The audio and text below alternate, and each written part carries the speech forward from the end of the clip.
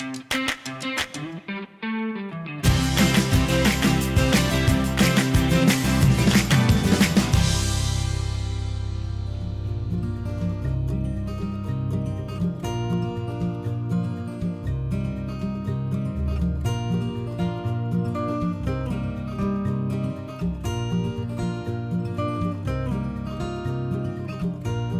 I would definitely say that throughout the entire process, from step one until when you're ready to submit, the toolkit should be your best friend.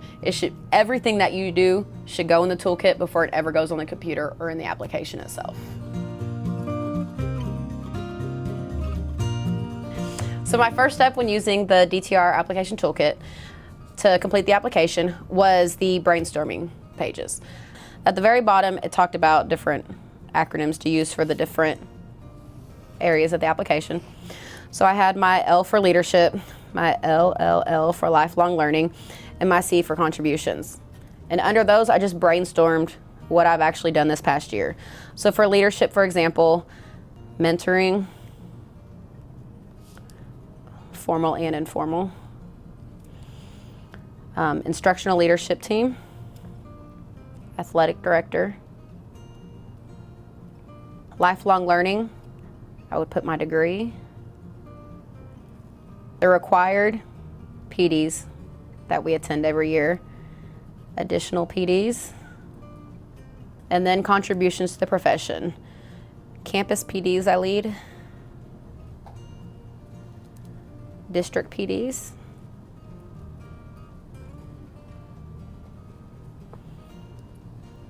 presenting at the state conference. At this point, I haven't looked at the rubrics, I haven't looked at the application. It's literally just what I think falls under each of the three categories. This page was very helpful. It gave you an anchor statement for each of the categories. From here, I would just do one category at a time. So for example, leadership, I would read the anchor statement, serves as a role model, it's on the campus, it accelerates the goals of the school. Those are already highlighted for me. So I already understand what they're asking for when it comes to leadership, which made me jump over to the rubric itself.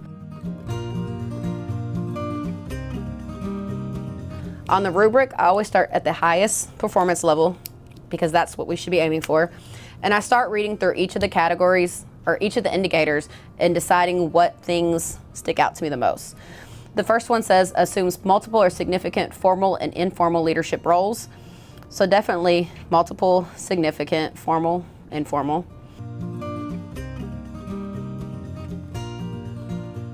After going through each of the indicators, I go back to my brainstorming list and I start to take each of those examples and plug them into the areas where I think they may fit.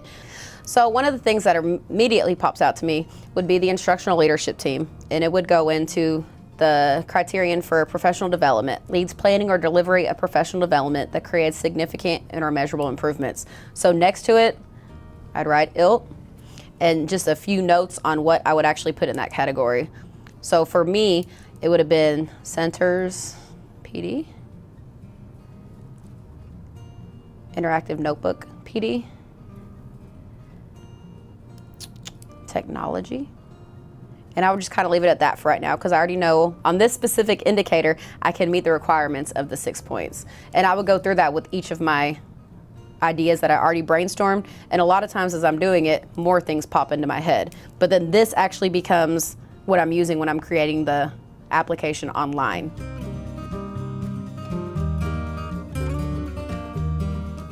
Then by using the brainstorming page and the rubric, I'm ready to fill out the worksheets. The worksheets basically just help me be a little more specific on what I'm going to be putting on the application itself. And what role did you demonstrate acting as a role model and or leader for peers at your campus? Well, I talked already about the fact that it was ILT. So I would think about what the things I did. So leading PLCs, action planning, leading PDs, mentoring, and essentially just listing everything I could connect back to that. Through this role, what campus systems or initiatives did you implement to improve the campus as a whole? I have to think of what I've done that specifically has improved the campus. And the one that pops out to me right here, right now, would be our behavior system. And so one of the things I introduced to administration last year was the restorative practices, which is our new discipline system. Okay, so once I decided to bring the restorative practices to administration, it was something that was introduced to admin, discussed in ILT,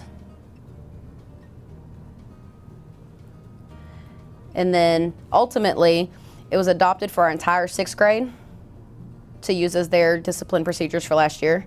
Key outcomes: who was immediately impacted as a result of your leadership?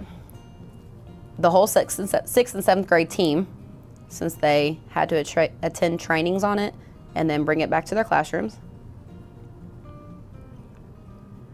And then it would also be the 6th and 7th grade students.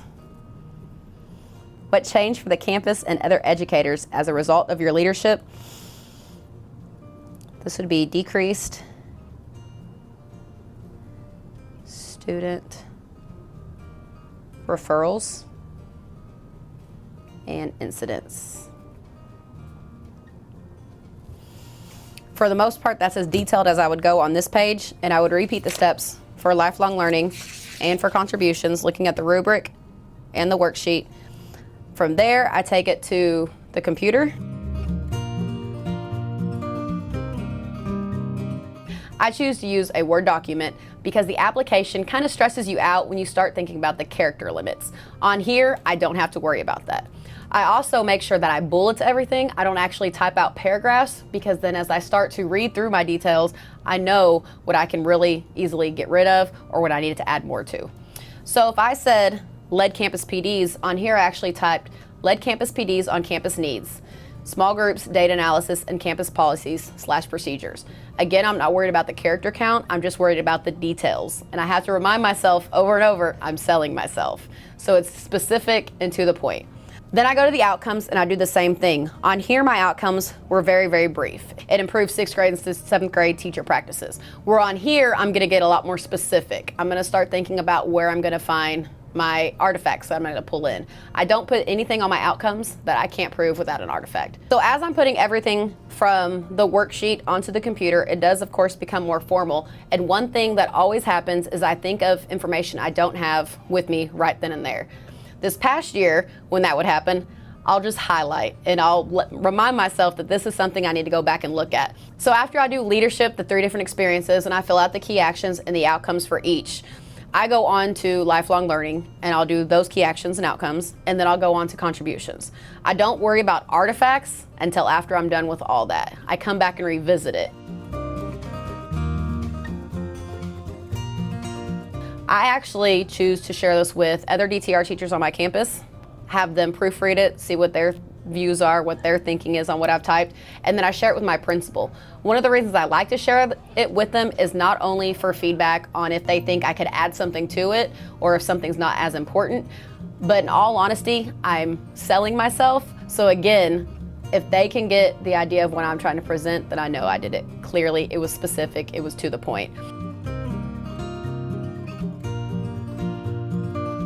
So after going through all 3 of the categories, all of the experiences, everything's filled out, the artifacts are there, then I come back and I start looking at the short answer question. And the short answer question is really my way of really selling myself one last time. So as I go through each of the experiences again, it just lets me narrow down again to make sure that I'm getting my point across, that I'm putting my strengths out there, and I condense it into one summarized paragraph.